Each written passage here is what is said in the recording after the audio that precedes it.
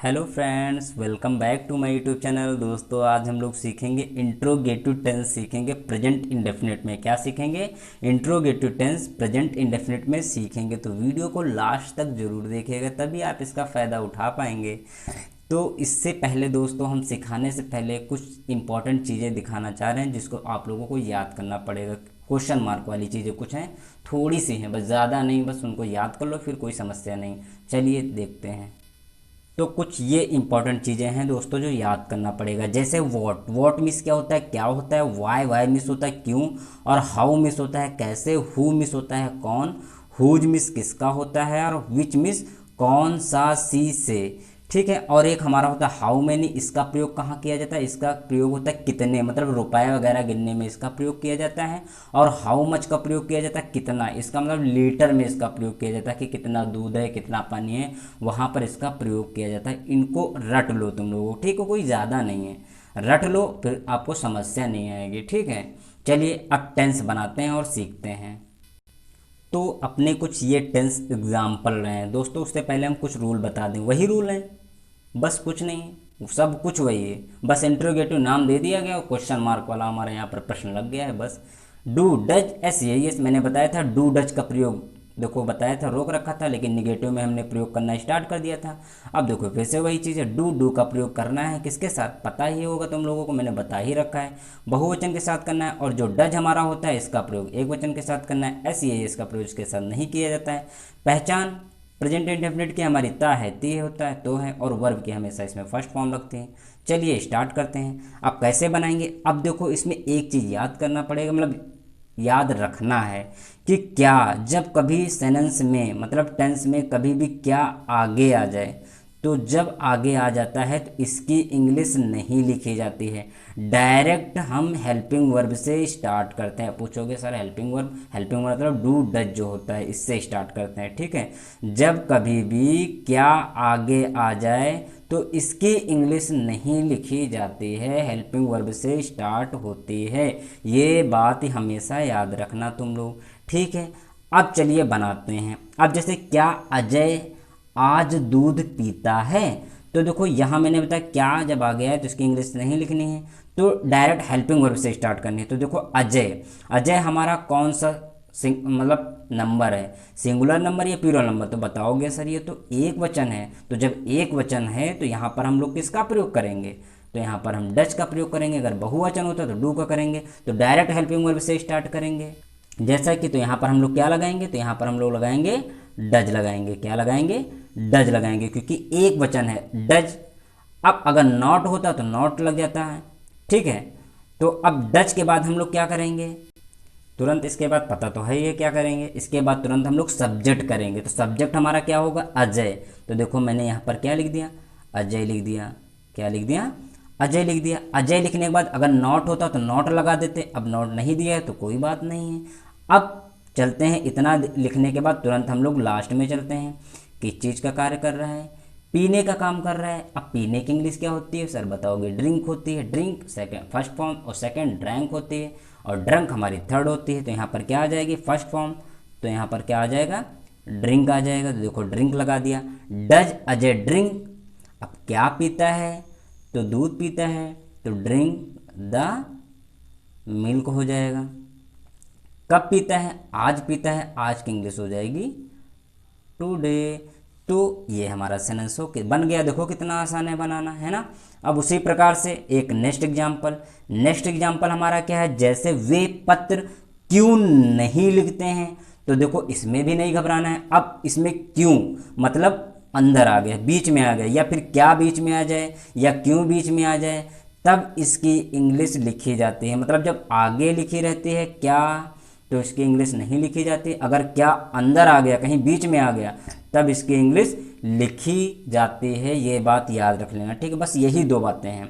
जब क्या आगे आ जाए तो इसकी इंग्लिश नहीं लिखते हैं, और जब कभी बीच में आ जाएगा तो इसकी इंग्लिश लिखी जाएगी। या फिर क्यों आ जाए, या हु आ जाए, या विच आ जाए, तो इसकी इंग्लिश आगे ही हमेशा लिखी जाती है। ठीक है। ये बात याद रखना, बस यही इतनी चीज़ है। तो अब क्यों, क्यों देखो बीच में आ गया। क्यों की इंग्लिश अभी मैंने बताया था क्या होती है? तुरंत वाई, मैंने वाई लिख दिया। अब वाई के बाद तुरंत इसके बाद क्या आएगी, हेल्पिंग वर्ब आएगी। अब हेल्पिंग वर्ब चेक करते हैं कि यहाँ डू आएगा या डज आएगा। पहले सब्जेक्ट देखते हैं। सब्जेक्ट यहाँ पर देखो हमारा क्या है, प्लूरल नंबर है, वे है, तो यहाँ पर क्या आ जाएगा, डू आ जाएगा। ठीक है, अगर हमारा सिंगुलर होता तो डज आता है। अब तुरंत इसके बाद क्या आएगा, तुरंत इसके बाद क्या आएगी, तुरंत इसके बाद हमारा क्या आएगा, तुरंत हमारी सब्जेक्ट आएगा। सब्जेक्ट हमारा क्या है, दे, तो देखो यहाँ पर मैंने दे लिख दिया। तुरंत इसके बाद फिर नॉट। अब नॉट के बाद लास्ट में चलते हैं, किस चीज़ का कार्य कर रहा है, लिखने की। तो लिखने की इंग्लिश क्या होती है, राइट। तो देखो मैंने यहाँ पर राइट लिख दिया, वर्ब की फर्स्ट फॉर्म। क्या लिखता है, नहीं लिखता है, तो पत्र, तो राइट द लेटर। ठीक है, बन गया। कितना सिंपल है, कुछ ज़्यादा कठिनाई नहीं करनी पड़ी। तो why do they not write the letter हो गया। क्यों नहीं लिखते हैं, नहीं आ गया है ना, नहीं नेगेटिव सेंस मैंने पढ़ा ही रखा है, तो कोई समस्या वाली बात ही नहीं है। ठीक है, अब उसी प्रकार से एक एग्जाम्पल और देखते हैं। जैसे यहाँ पर दिया है, क्या दिया है, उसने अपनी बहन को क्यों पीटा है, उसने अपनी बहन को क्यों पीटा है। तो अब देखो ता है ती है आ रहा है, तो हमारा प्रेजेंट में ही दे रखा है, प्रेजेंट इंडेफिनिट में। ठीक है, तो क्यों देखो फिर बीच में आ गया, तो फिर इसकी इंग्लिश हम लोग लिखेंगे। तो यहाँ पर मैंने वाई लिख दिया। अब सब्जेक्ट देखते हैं, सब्जेक्ट हमारा क्या है, सब्जेक्ट यहाँ पर एक वचन है, तो यहाँ पर हेल्पिंग वर्ब हमारी क्या आएगी, तुरंत डज आएगी। ठीक है, ये बात याद रखना कि जब बीच में आता है तुरंत हमारी क्या आएगी, उसकी इंग्लिश आएगी, उसके बाद तुरंत हमारी हेल्पिंग वर्ब, और हेल्पिंग वर्ब के बाद हमारा सब्जेक्ट। अगर नॉट दिया तो उसके बाद नॉट आएगा। अब वाई डज, उसके बाद तुरंत आएगा हमारा सब्जेक्ट। तो ही के बाद अब क्या काम कर रहा है, लास्ट में चलते हैं। काम किस चीज़ का कर रहा है, काम कर रहा है, तो काम पीटने की। पीटने की इंग्लिश क्या होती है, बीट। तो मैंने यहाँ पर बीट लिख दिया, वर्ब की first form. Why does he beat, किसको, नॉट नहीं लगा है तो नॉट नहीं लगा है, किसे, अपनी बहन को पीटा है। ठीक, उसने अपनी बहन को क्यों पीटा है, तो वाई डज ही बीट। अब उसने, इसका पॉजेसिव केस क्या हो जाएगा, तो हिज हो जाएगा, और अपनी बहन मतलब बहन की क्या हो जाएगी, सिस्टर हो जाएगी। तो ये इस तरह हमारा सेंटेंस बन गया। कितना आसान है, बहुत ही सिंपल। अब जैसे एक और देखते हैं। अब तुम्हें कौन पढ़ाता है, देखो कौन आ गया, तो कौन, इसकी इंग्लिश मैंने अभी लिखा है हु, तो देखो बीच में ये भी आया, तो यहाँ पर हम लोग लिख देंगे हु आ गया, तुरंत हु लिख दिया। अब तुम्हें है, तो ये बताओ ये सिंगुलर है या प्लूरल है, तो तुम बताओगे सर ये तो प्लूरल है। ठीक है, तो यहाँ पर हु, फिर उसके बाद जब हु वाला होता है तो इसमें दोस्तों मतलब डू और डज का प्रयोग नहीं किया जाता है, डू डज का प्रयोग नहीं किया जाता है। हु वाला जब कभी भी होता है, जब कभी भी है, जैसे उसे कौन पढ़ाता है, हु टीचर्स हिम हो जाएगा। ठीक है, या और भी जैसे तुम्हें कौन पढ़ाता है तो हु टीच यू हो जाएगा। तो इस तरह कभी भी हु वाले आ जाते हैं तो इसमें डू डज का प्रयोग नहीं किया जाता है। अभी हाउ मैनी, हाउ मच, इनका सबका प्रयोग जब हम रूल्स पढ़ाएंगे और अदर रूल पढ़ाएंगे ख़त्म करने के बाद इंग्लिश, ठीक है, तब उसमें इनका हम प्रयोग करना बताएंगे। ठीक है, तो घबराना नहीं है। अभी अधिकतर क्या और क्यों का ज़्यादा अधिकतर प्रयोग किया जाता है। ठीक है, तो यहाँ पर हमारा क्या हो जाएगा, हु के बाद तुरंत यहाँ पर आ जाएगा हमारा टीच। इतना लिखने के बाद पढ़ाने की इंग्लिश बाद तुरंत हमारा ऑब्जेक्ट क्या है, तुम्हें, तो हु टीच यू हो जाएगा। ठीक है, मैं फिर बता रहा हूँ, जब कौन हु वाले होते हैं तो इसमें डू डज का प्रयोग नहीं किया जाता है। हु की इंग्लिश लिख ली जाती है और तुरंत उसके बाद हमारी वर्ब आ जाएगी। वर्ब के बाद तुरंत हमारा ऑब्जेक्ट क्या है, यू। तो तुम्हें कौन पढ़ा, ये इसकी इंग्लिश लिख दिया, तो तुम्हें कौन पढ़ाता है, हु टीच यू।